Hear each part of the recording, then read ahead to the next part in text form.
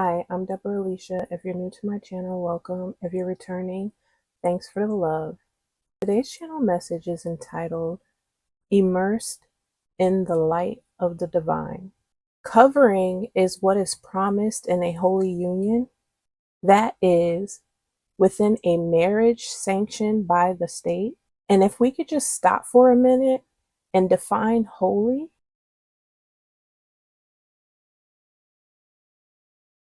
So, another word for holy is whole or uninjured, as in one's health. However, when we are addressing a union that is divine, we are speaking to health generated by us. Us meaning our masculine and feminine principle. We, the principles, are not divided. We are of one heart, and since that is the case, there is no stress within that organ. And so the breath is deemed life to our body because its origin is light. It is not heavy.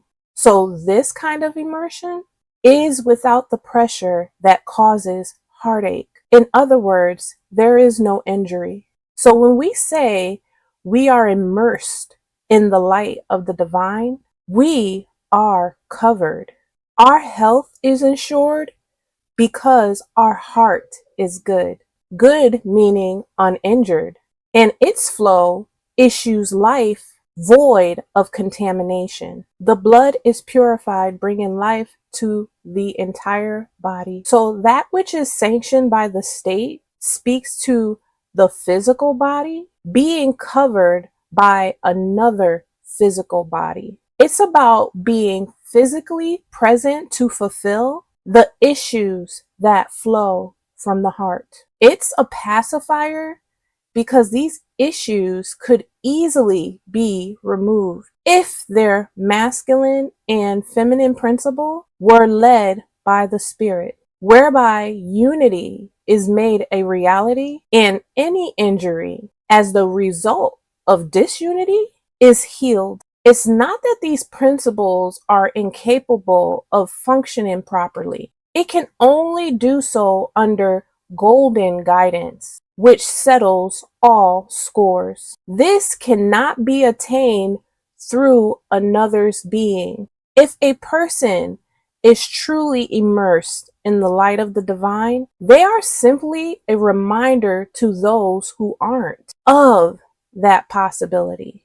And in being made aware of that possibility, a seed is sown in their mind. And being sown, its germination occurs through experiences that favor their spiritual growth, to remember and assemble accordingly, whereby we are encouraged of the divine's involvement in our life.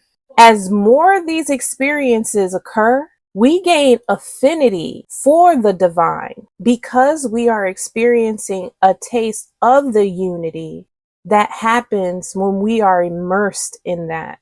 This is often confused with the baptism of the Spirit, when in fact it is rapport, wherein trust is fostered with the Spirit through experience. Our masculine and feminine principle have come to complete unity as the result of divine courtship orchestrated by the Spirit. And we see the marriage through its consistency. No need to vow anything. The proof is in the union. This is why our people never needed a marriage certificate to prove their love for one another, because they understood these things spiritually. All that is needed when showing off trust that is non-existent. Trust. Nobody with a reasonable mind would opt for paper over the reality of a union grounded in trust. They are hoping by way of a marriage contract to gain that. So if you had it, would the paper matter? The answer is no. Neither is there a vow necessary for trust to be gained with the divine. It will be established through every experience you have with it. And trust. If you have to question whether or not the experience was divine, it wasn't divine.